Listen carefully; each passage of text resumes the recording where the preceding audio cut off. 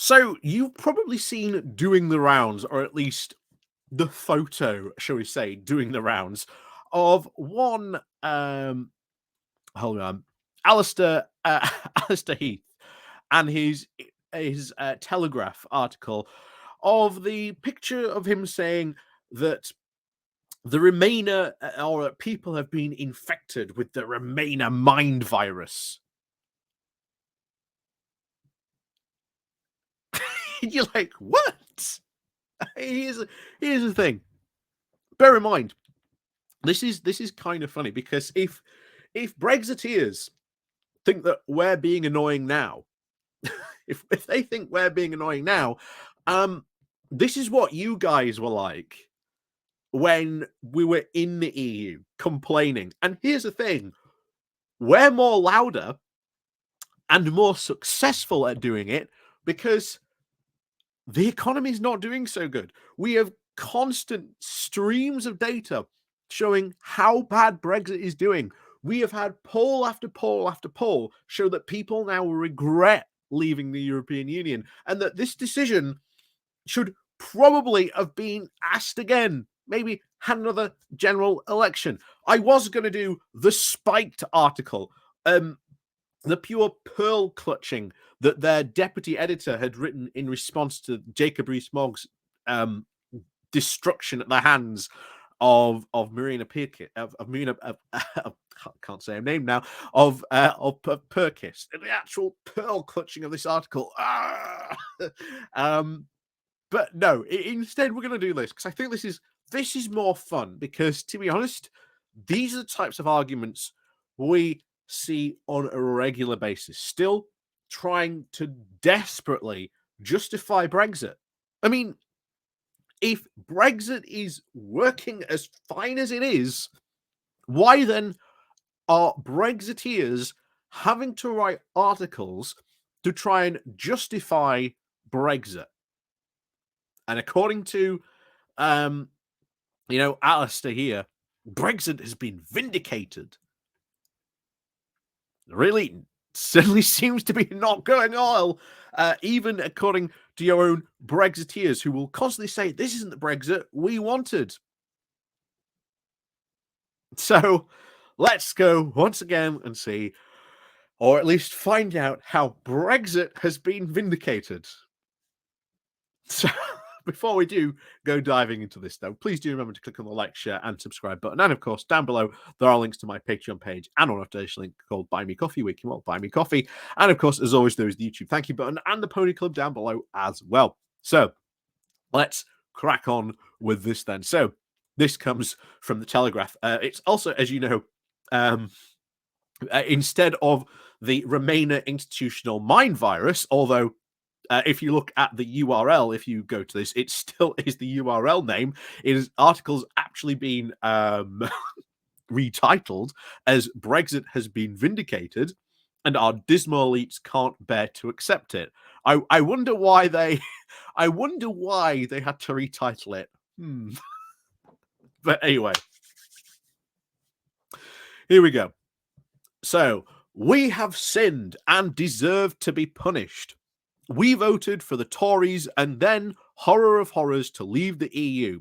We are the 52%, the guilty men and women of Brexit. We were warned and didn't listen.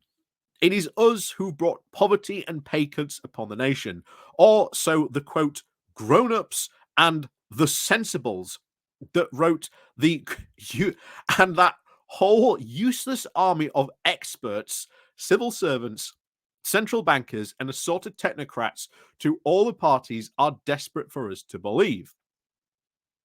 You mean all those people who constantly say, yeah, Brexit is having all this damaging effects. This is the problem that it's doing.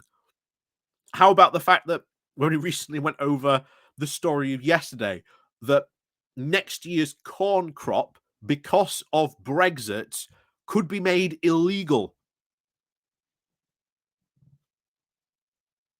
You know, the type of experts you would need to listen to in order to avoid that type of stuff.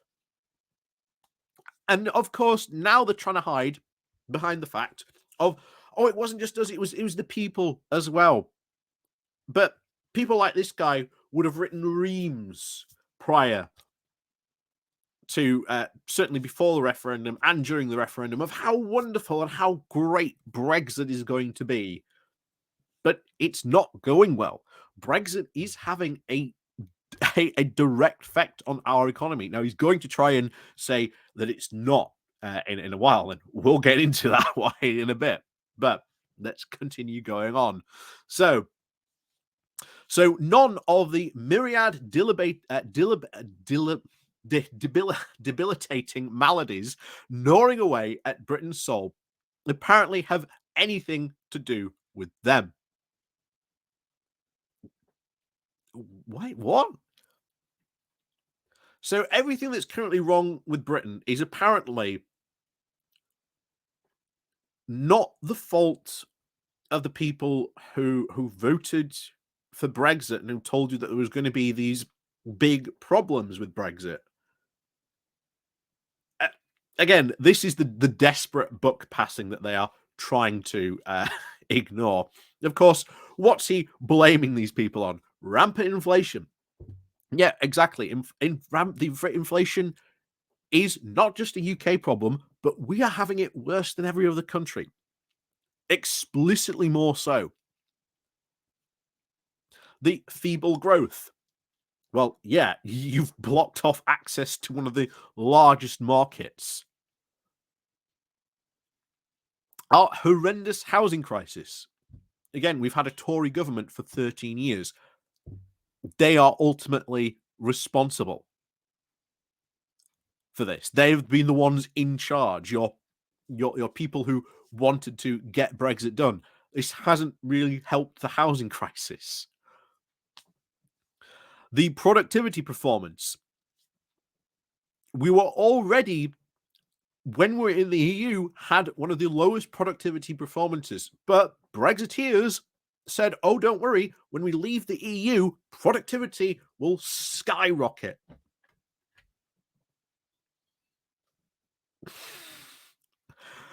And the calamitous reaction to COVID. Do we really need to go into this? I would have loved to have known what this guy what his reaction would have been. And ultimately, I can guarantee you, oh, we should have been like Sweden. Really? Sweden, the country that has a massive social safety net and sort of unemployment insurance. You want to do all that? Great. Let's get on. Let's do it. Oh, no. Not that. I mean, we shouldn't have locked down. But Sweden was only able to avoid, and it did eventually go into lockdown, by the way. It was only able to avoid going into lockdown for so long because of its social safety net. They never mention this. And yet, you get people who say, oh, we should be more like Sweden. Really? You want that massive, like, social safety net and all the kind of stuff that Sweden does? The fact that I think the average Swede works about what is it? A lot less than us. They work from like 8 till 2 in the afternoon on average, something like that. That's not most. I think that's the average. I'm sure someone from Sweden will tell me otherwise, but yeah, there's a ton of stuff that Sweden does which we could bring in.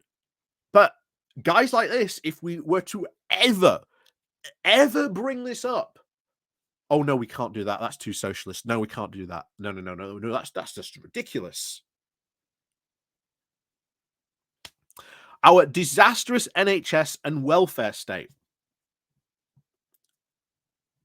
Who has been responsible? Who has been responsible for the past 13 years for the NHS and welfare state? And the fact that we still haven't recovered from an avoidable financial crisis 15 years ago.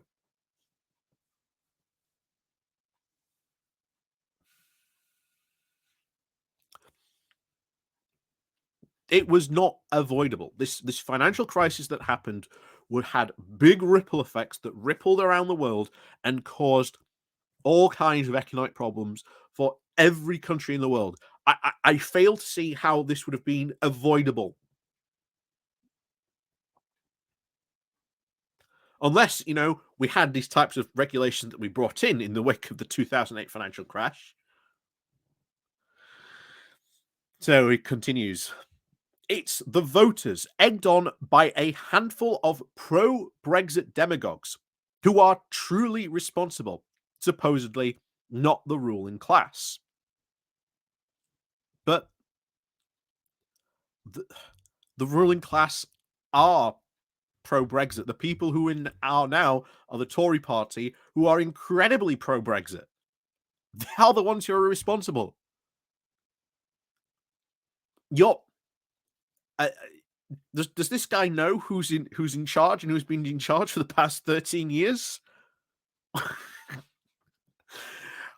Pardon my sarcasm, but this self-serving righteousness can't and has become too much to bear. It is the opposite of the truth. A delusional indictment of an intellectually bankrupt, wretched elite affected by a hopeless Remainer institutional mind virus.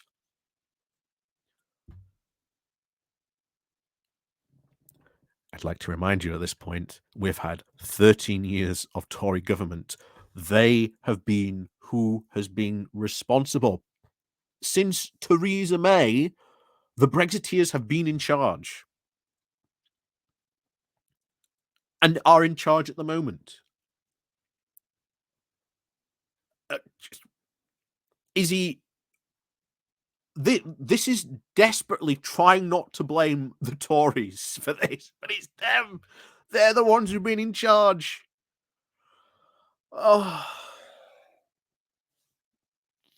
this I knew this was bad. I knew this was bad, but it's one of these times where you see the headline trying to bring you to read this, and it's just like, and then you read it, and you're like, what on earth? What on earth? So overwhelmed by our national problems, they find it easier to see everything through the prism of our departure from the EU and cannot imagine a solution to our woes that doesn't involve us rejoining.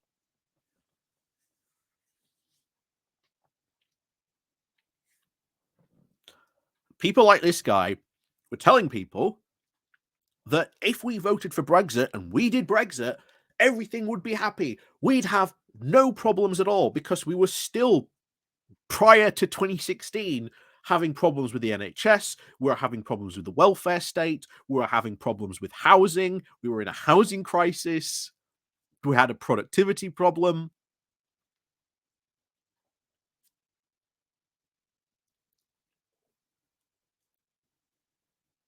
The problem was, as we always said, if we leave and we do Brexit, these problems that we are already experiencing will become worse. It will be as if you were putting your foot on the accelerator pedal. And what has happened? These problems have gotten worse. Shock horror.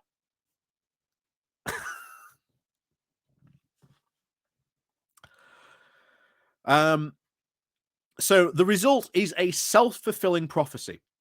Declining begets decline. Nobody is proposing any genuine reforms to our country to prosperity. To return our country to prosperity, sorry. Yeah, we have done several times. But the Tories do not want to do it. Full stop. Instead, they've got this idea that if we do this low tax, low regulation nonsense, it'll all be fine. It'll all be great. Now, here's the thing.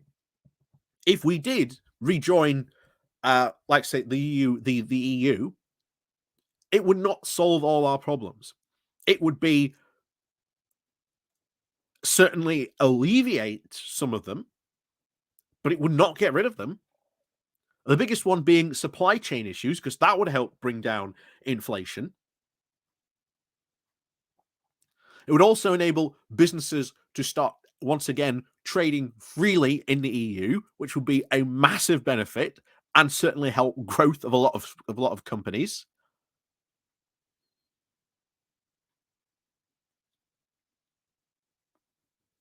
But where's your things to return to the country's prosperity? And he's going to get into them in a moment. And to be honest, no one would vote for them.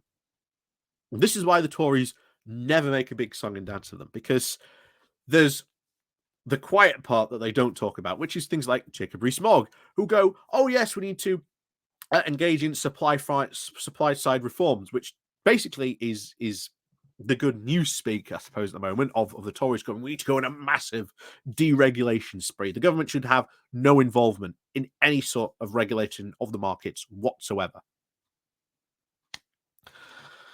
So back to it. Hugh Phil, the chief economist of the Bank of England, is indicative of this buck passing of this establishment that has given up. Don't ask for high pay rises, he tells us. We are permanently worse off, and attempts at mitigating our spending power will merely entrench inflation. This is, once again, these experts who you've told us right at the beginning of this article we shouldn't listen to. I think you should probably listen to the people that are head of the Bank of England, you know. And he said it himself. Part of the responsible of where we are is because of Brexit. But he continues, which, like the Office for Budget Responsibility, is convinced. Why are they convinced? Because they've done the numbers, they've ran the numbers. They've been like this since 2016 of what Brexit would do to the UK. This is a governmental department. So it is convinced that Brexit will leave us a lot poorer. It refuses to accept that its ultra loose monetary policy, including excessive quantitative easing after COVID, is to blame for much of our inflation. Of course, again, still trying to blame everything on COVID. Oh, it's nothing to do with Brexit, it's all COVID. Putin's invasion of Ukraine pushed up energy costs, of course, but overall price rises were dangerously above the target long before the war. And yeah, why was that?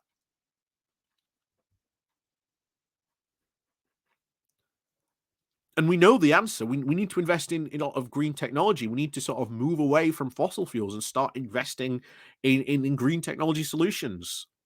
But every time we do that, you've got groups in the Tory party that come out and say, "Oh no, you can't do that at all. That all this green technology stuff just doesn't work." Hence, you've got the net zero scrutiny group. And even though Chris Skidmore wrote is one of the people who wrote Britannia Unchained, at least he is right and saying, no, we really need to go in the direction of net zero. So at least I'll give him that for a win. Even though his name is pretty much on this, along with Kirsty Kutang, Priti Patel, Dominic Raab, and well, Elizabeth Truss before she rebranded.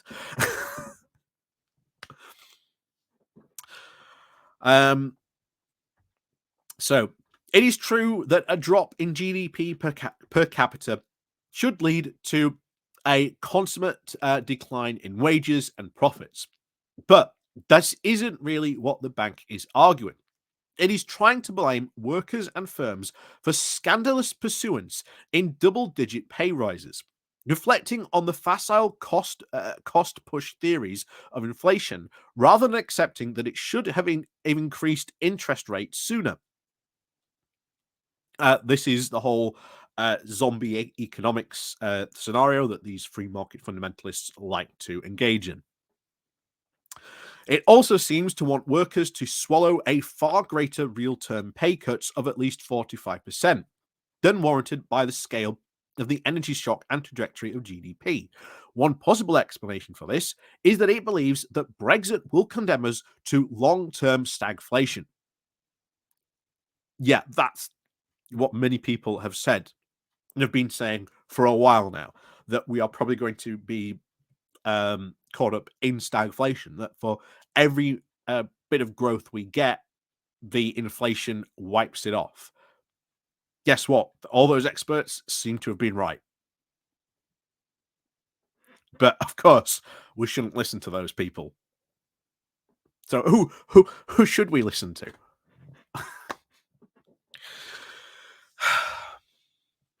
So he wants to get pay cuts in early under the cover of inflation. Down that road, madness, and in time, a right-wing popularist or crypto-communist counter-revolution. What? Yeah. As much as I hate crypto, I don't really see people on the left involved in cryptocurrencies, let alone a communist involved in cryptocurrencies. It's more people on the right that are involved in that crypto bubble. But you continue believing that nonsense. The central issue of our times is our ruling class has no solutions to the quasi-stagnation that has gripped our economy since 2007 to 2008. And who's been in charge most of that time? Since that time, it was the Conservatives.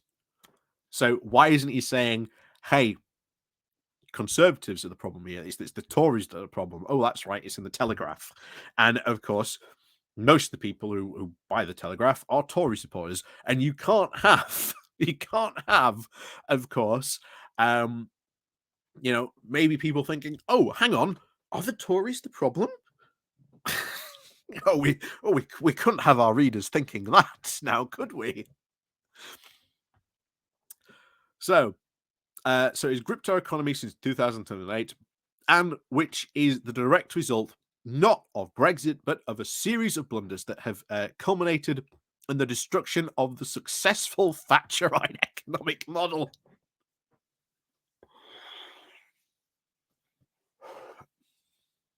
Again, that's kind of hilarious, because arguably this Thatcherite economic model, it eventually did what led to Brexit and the nonsense that Liz Truss published, which nearly crashed the economy.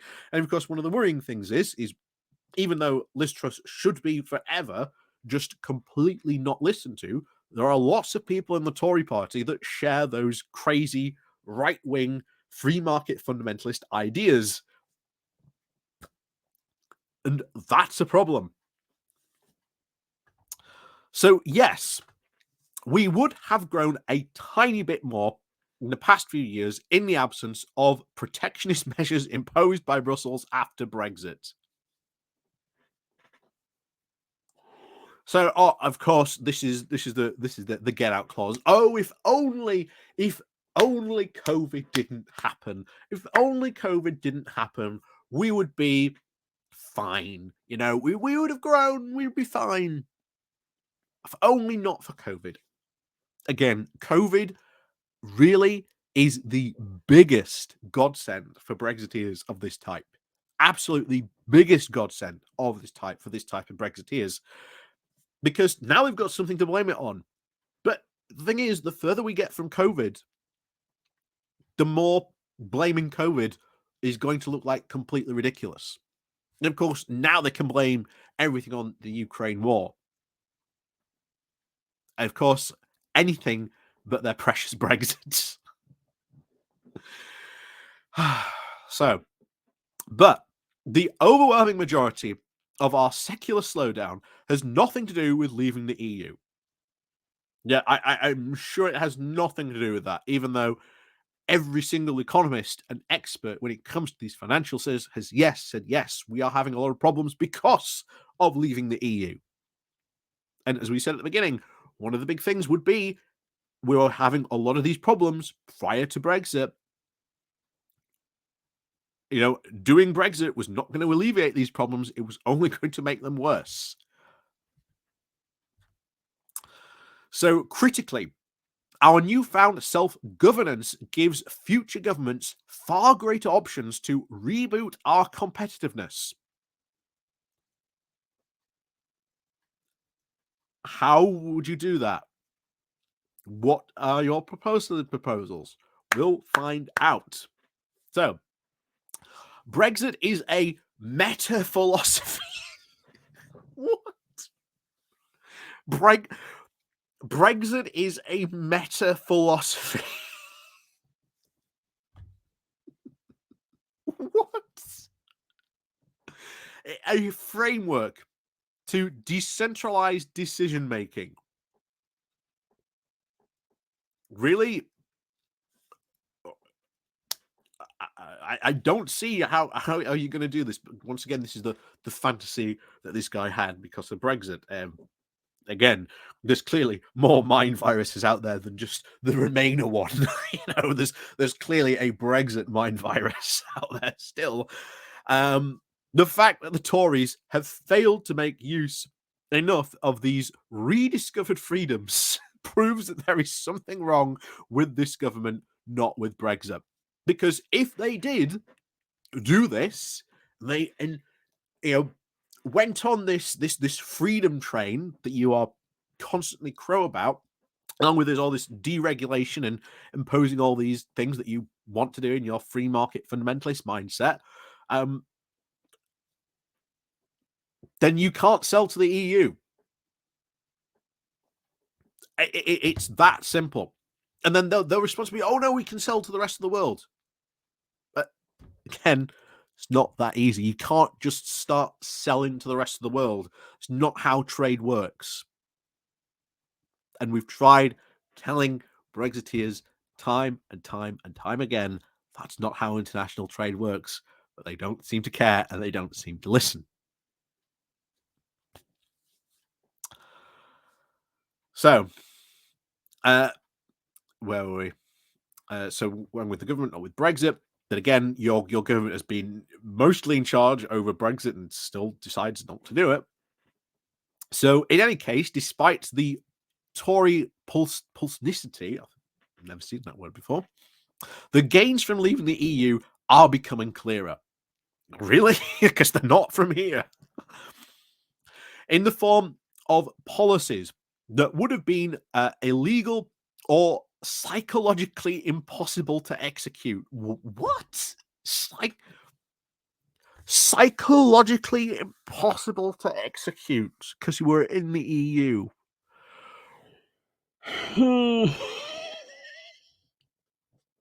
What on earth? What on earth is this? So, psychologically impossible to execute while being in the EU. This growing list, here are some Brexit successes. This growing list includes the early vaccine success. Again, that was not a Brexit success. This is something you tried to spin as a Brexit success, but it is something we could have done fully within the EU. We were fully allowed to do that. No one was saying that we couldn't. In fact, most of these vaccine successes we did while we were still in the EU, technically.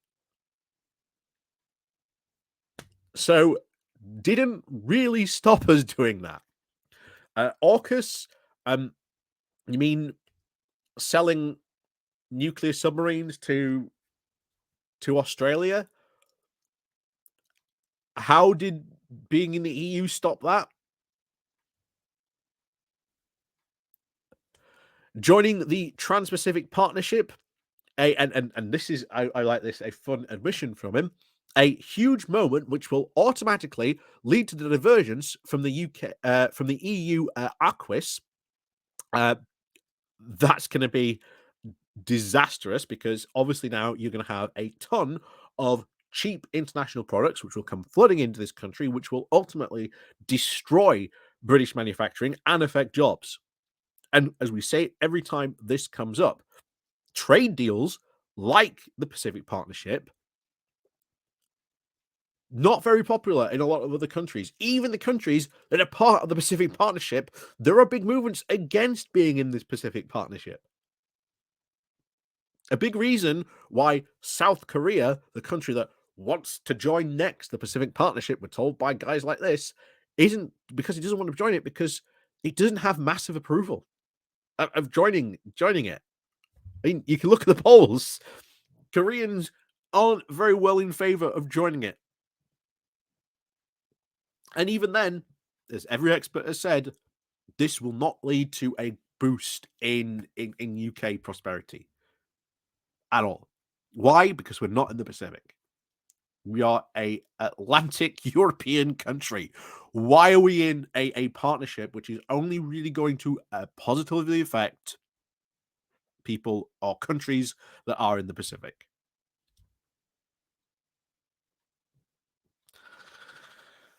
So, new agricultural and fisheries policies. Well, what are they?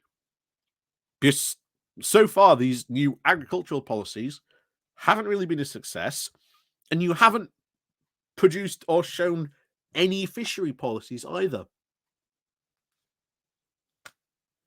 It's almost like all those fishermen were just used as props. And forthcoming regulatory improvements in finance, tech, and elsewhere. Most of these aren't regulatory improvements, they are just deregulation, but he's selling it as, oh, there's improvements. Like the financial ones, which pretty much undo all the protections that were brought in to try and stop the 2008 crash happening again, have been taken away.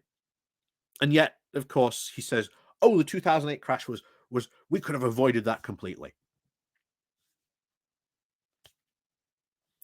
I am certain that the benefits of Brexit will still easily be more outweigh the costs. None of those are Brexit benefits. Okay, you can join the Trans-Pacific Partnership, but it doesn't benefit the UK. We could have done agricultural policies while being in the EU as well as fishing policies. So all those Brexit benefits aren't really benefits when you dig into them. They sound nice to try and soothe the Brexiteer ego, but in reality, they're not really benefits. So he continues.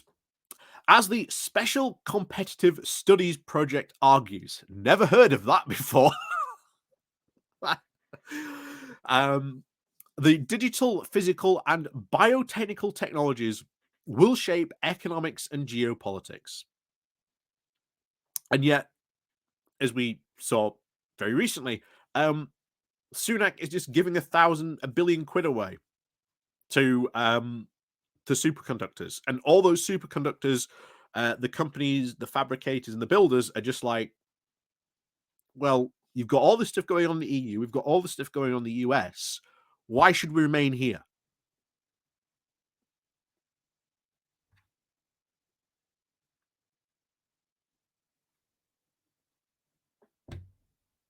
How is that going to keep those companies here? So the think tank puts America ahead in internet platforms, synthetic biology, biopharmaceuticals, fusion energy, and quantum computing. China leads the race in 5G, commercial drones, and advanced batteries, and neither of the two superpowers is truly stronger than the other in artificial intelligence, the next generation networks, semiconductors, and advanced manufacturing. The EU, needless to say, is nowhere to be seen. I love this. You see this all the time. They never, ever really talk about what's going on in the EU. They'll say all this, but they won't actually talk about what's going on in the EU. The fact that the EU has put massive amounts of money, not just the EU, mind you, but countries in the EU as well, have put massive amounts of money into green technologies, into all these industries he's talked about, but he won't talk about them. Because these countries that have done this have basically done government involved, with the government getting involved, government investment. But of course, this guy's a free market fundamentalist. Governments can't do that. Governments doing that doesn't work, we are constantly told by this guy. So, one hedge fund manager, Volnik, Vuk Vakunik of Orkium Capital argues that Europe leads only in one field: regulation. Yeah, the EU is a regulatory superpower, meaning that if you want to trade into the EU to have access to that massive market, you've got to follow their rules and regulations. So that is a massive, massive bonus for the EU because it helps to protect industries and jobs and keeps them in the EU. And yet we're told protectionism is bad. But he continues to say the continent is finished, out of the race.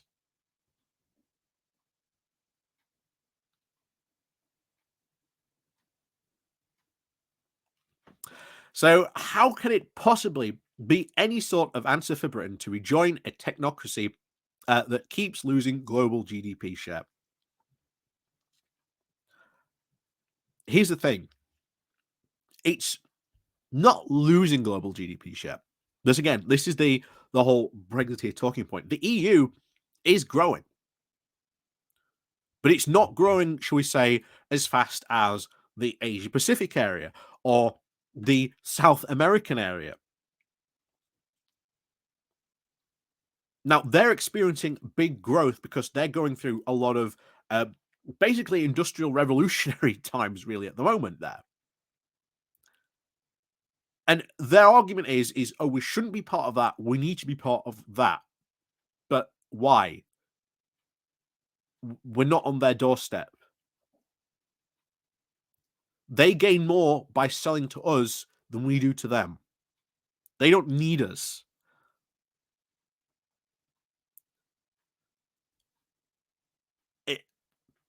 It's a completely foolish argument because it is the complete and absolute blanket denial that the EU doesn't work. And so you can't look at the EU. You can't look at what's going on, not just with like the EU itself and what it is doing, but also other EU countries. You can't look at them because that's heresy. Unless, of course, you're trying to say that COVID was wrong, and then, of course, we should be more like Sweden, but then you want to bring up things that Sweden has. Oh, no, we can't do that.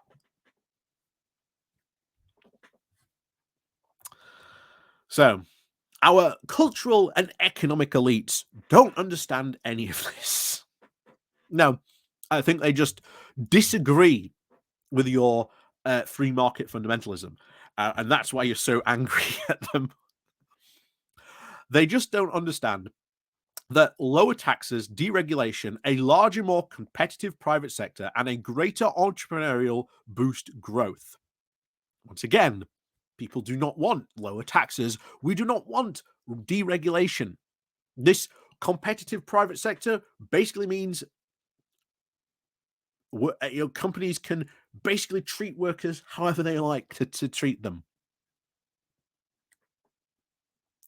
Yeah, those types of things that he wants, and he just said, people wouldn't actually vote for them.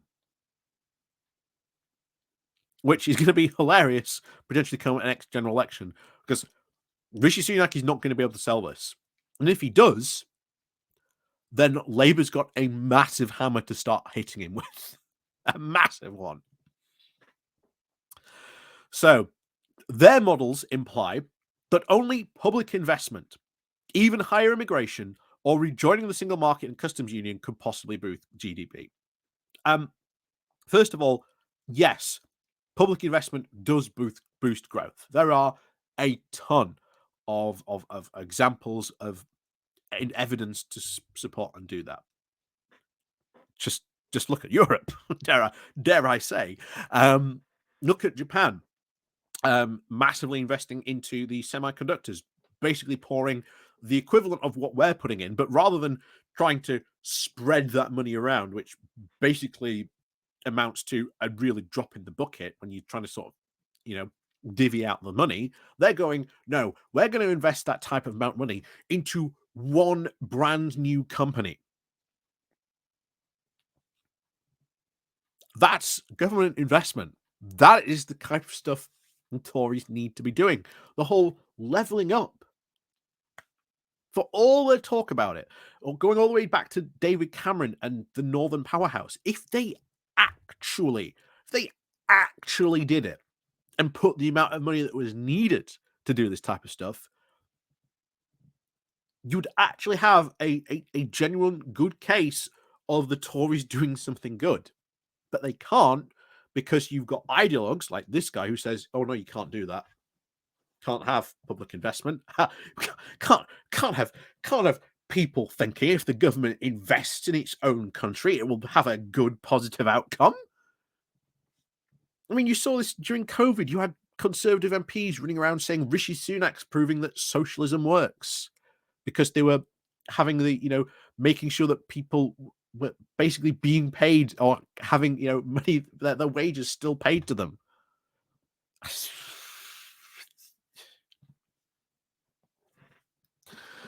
So, no, their main tools to boost productivity include hiking the minimum wage. We've had no noticeable impact. That's not true. That's not true. Despite being tested to destruction, they are obsessed with mining every single piece of data to, quote, prove that we are doing well other than EU countries. Again, we are not mining the data. The data is pretty much there. It's pretty much evident.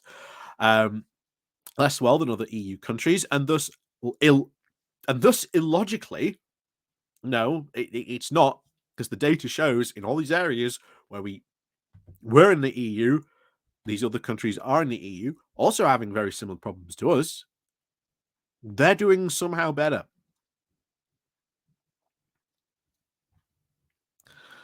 So, and all these things thus prove illogically that Brexit was a failure.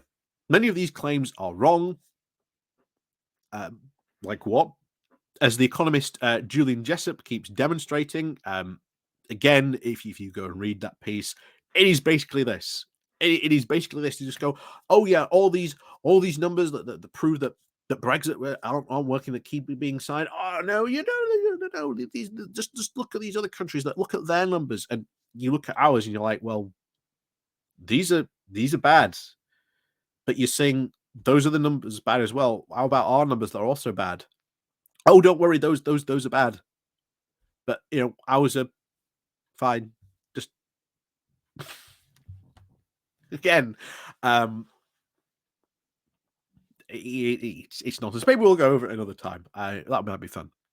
But anyway, let's finish this off. So, roughly speaking, our economic performance is now the same as that of Germany, France, and the wealthier EU economies. The bad news that because of 15 years ago, we used to easily outperform the Eurozone, but it is no argument to rejoin. So, again, talking about Eurozone, when they first created the euro, remember, this guy, I guarantee, will have written articles dating back to the time that the Eurozone, it won't last 5 years, it won't last 10 years, it won't last 15 years. It will collapse any day now. Instead, it hasn't. The Eurozone has continued to grow.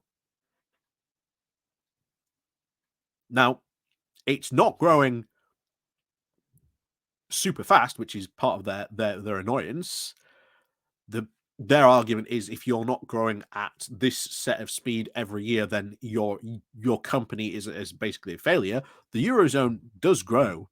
It grows quite nicely, but it grows slowly. Why? Because they are slow and they are careful. They are making sure that, especially with regulations, that companies, that banks, etc., just don't grow crazy and then just go, oh no. You want a clear example? The tech industry. The tech industry has had rapid growth on growth on growth on growth, year after year after year after year. Now, all of a sudden, you've got tech companies having massive layoffs. Except in Europe. Most of these European tech companies that have been growing at this very, very slow growth pace, they're not sacking hundreds of thousands of people like we've seen in America in the tech industry.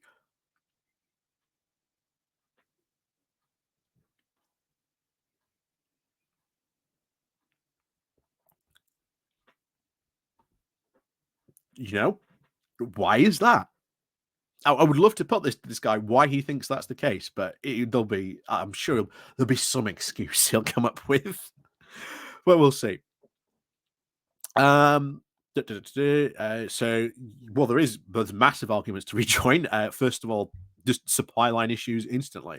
That would help sort out a ton of stuff. The fact that there is now a load of red tape for businesses. Like I say, you love growth. This guy claims to love growth. All these small, medium businesses that basically even just given up to exporting to Europe or have lost about 30% of their business, they could get that back if we rejoined. And after all, that's growth. And this guy's meant to, as he's expressed several times in this article, loves growth. So why not do it? So, Brexit's greatest benefit to date has been to show up our technocratic elites' incompetence, poverty of ambition, the inability to break out of groupthink. They're just as useless as their European counterparts. If anything, the European counterparts are showing them more how it's done than anything else. That's for sure. But yeah, this has been a long video today. Yeah, wow. That was bad. That was bad. That was a very bad article. Written, I suspect, in desperation to try and justify Brexit. Like I say, the article's now called "Brexit has been vindicated." I'd say it's more Brexit has been vindicated as an absolute failure, but there you go. And like I say, all those things he listed as benefits, none of those are really Brexit benefits. They're not really Brexit benefits. Even joining the Pacific Partnership, that's not going to be a positive effect on the UK.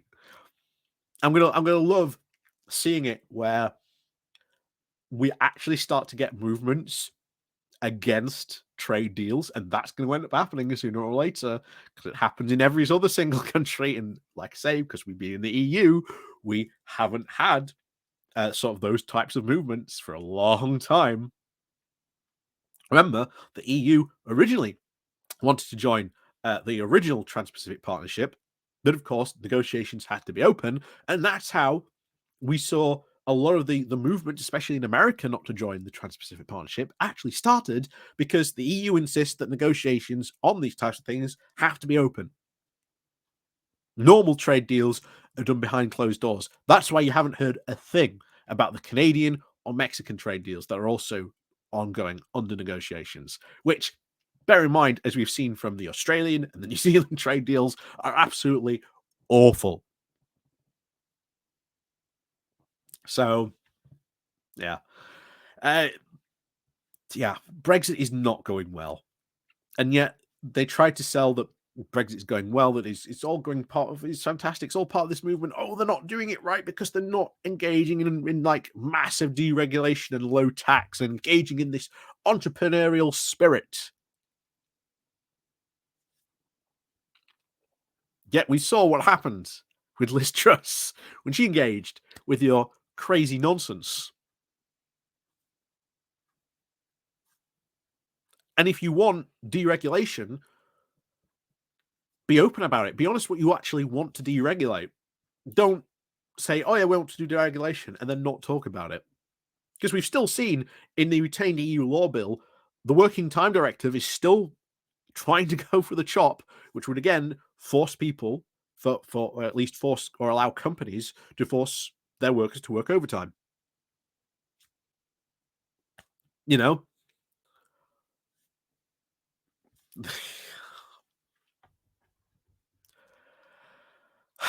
And again, their big problem. Now, he does say that the Tories are the problem, and they are. And Tories are the ones who are in charge. They're the ones who are in power. And of course, his other big problem is that all these experts, they're against, yeah, because they're experts in the field. And they're like, yeah, this Brexit that we always said was, if you did it, was going to have these problems. Is having those problems. Yeah. Oh, but yeah. that was bad. That was really bad. That was really, really bad.